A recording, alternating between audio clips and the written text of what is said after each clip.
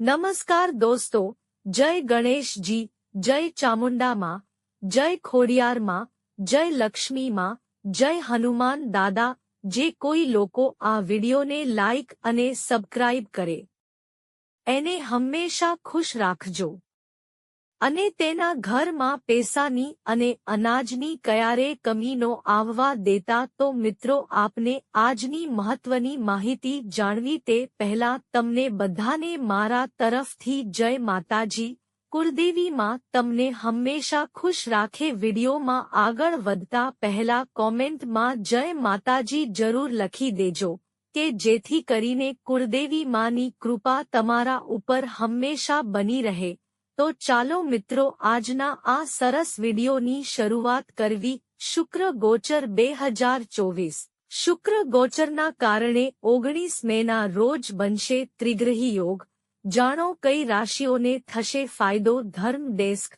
હિન્દુ જ્યોતિષમાં ગ્રહોની રાશિ પરિવર્તનને વિશેષ મહત્વ આપવામાં આવ્યું છે।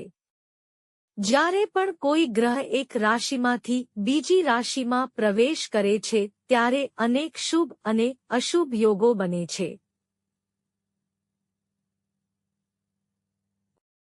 હિન્દુ કેલેન્ડર મુજબ શુક્ર 19 મેના રોજ વૃષભ રાશિમાં પ્રવેશ કરશે। આ સ્થિતિમાં શુક્ર, સૂર્યદેવ અને ગુરુના યુતિના કારણે ત્રિગ્રહી યોગ બનશે। પંડિત ચંદ્રશેખર મલતારે અનુસાર આ રાશિના લોકોને આ ત્રિગ્રહી યોગના કારણે ઘણો ફાયદો થઈ શકે છે।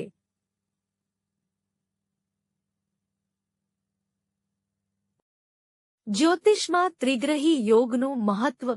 પંડિત ચંદ્રશેખર મલતારેના જણાવ્યા અનુસાર દેવગુરુ ગુરુ અને સૂર્યદેવ પહેલેથી જ વૃષભ રાશિમાં બિરાજમાન છે અને 19 મેના રોજ શુક્ર સવારે 8:43 કલાકે વૃષભ રાશિમાં પ્રવેશ કરશે। આવી સ્થિતિમાં ત્રિગ્રહી યોગને કારણે વૃષભ, કન્યા અને ધનુ રાશિના લોકો માટે ખૂબ જ ફાયદાકારક રહેશે।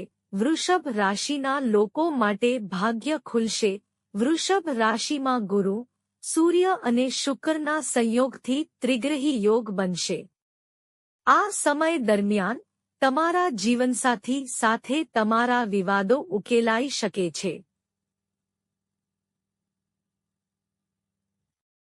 તમને ભૌતિક સુખો મળશે। તમારા જીવનસાથીની કારકિર્દીમાં પ્રગતિ થશે। નવી નોકરીની શોધ પૂર્ણ થઈ શકે છે। ધાર્મિક યાત્રા થવાની સંભાવના છે। કન્યા રાશિના લોકો નવું મકાન ખરીદી શકે છે। ત્રિગ્રહી યોગના પ્રભાવથી કન્યા રાશિના લોકો નવું મકાન ખરીદી શકે છે। સૂર્યદેવ, શુક્રદેવ અને ગુરુના સંયોગને કારણે કન્યા રાશિના લોકોને જ્ઞાનની પ્રાપ્તિ થશે। તમે કોઈ સારી સંસ્થામાં નોકરી મેળવી શકો છો। રાજનીતિના ક્ષેત્રમાં ભાગીદારી વધી શકે છે।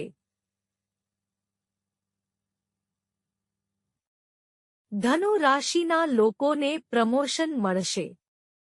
ત્રિગ્રહી યોગના કારણે ધનુ રાશિના લોકોને જલ્દી પ્રમોશન મળી શકે છે। આ સમયગાળા દરમિયાન વિદેશ પ્રવાસની પણ શક્યતાઓ છે। 19 મે પછી આર્થિક લાભ થઈ શકે છે। વેપારમાં સારો ફાયદો થઈ શકે છે। તમને કોઈ સરકારી યોજનાનો લાભ મળી શકે છે। જો તમને આ લેખ પસંદ આવ્યો હોય તો પછી તેને શેર કરવાનું ભૂલશો નહીં। આવા વધુ લેખો વાંચવા માટે ગુજરાતી જાગરણ સાથે જોડાયેલા રહો। ડિસ્ક્લેમર: આ લેખમાં સમાવિષ્ટ કોઈપણ માહિતી સામગ્રી ગણતરીની ચોકસાઈ અથવા વિશ્વસનીયતાની ખાતરી આપવામાં આવતી નથી। આ માહિતી વિવિધ માધ્યમો ભાગ્યા જ્યોતિષીઓ ભાગ્યા પંચાંગો ભાગ્યા પ્રવચનો ભાગ્યા માન્યતાઓ ભાગ્યા શાસ્ત્રોમાંથી એકત્રિત કરીને તમારા સુધી લાવવામાં આવી છે। અમારો હેતુ માત્ર માહિતી પ્રસારિત કરવાનો છે, તેના વપરાશકર્તાઓએ તેને માત્ર માહિતી તરીકે લેવી જોઈએ. વધુમાં, વપરાશકર્તા પોતે તેના કોઈપણ ઉપયોગ માટે જવાબદાર રહેશે. જ્યોતિષ રાજ આની પુષ્ટિ કરતું નથી. તમારો અભિપ્રાય અમને આપજો.